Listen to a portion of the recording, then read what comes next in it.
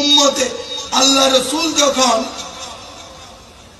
জিহাদে যেতেন, যুদ্ধে যেতেন, তখন আশিকে রসুল মানত করতেন।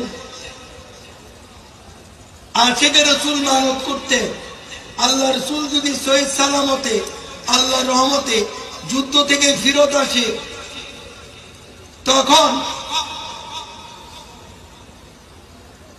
তখন এই তাদের সামনে আল্লাহ রসুল সমেত যারা যুদ্ধে গিয়েছেন তাদের সামনে জিহাদের তারিফাতের গজল পাঠ করবে,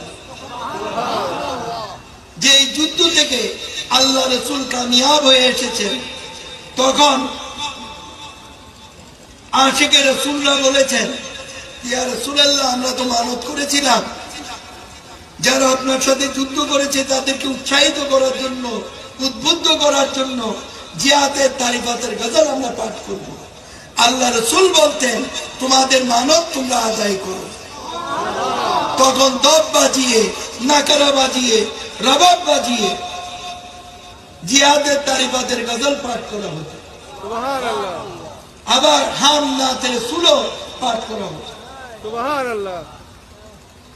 আরেকটা হাদিস শরীফ বলছি, আল্লাহ রসুলের সাথে সবসময় সাহাবারা থাকতেন, যেটা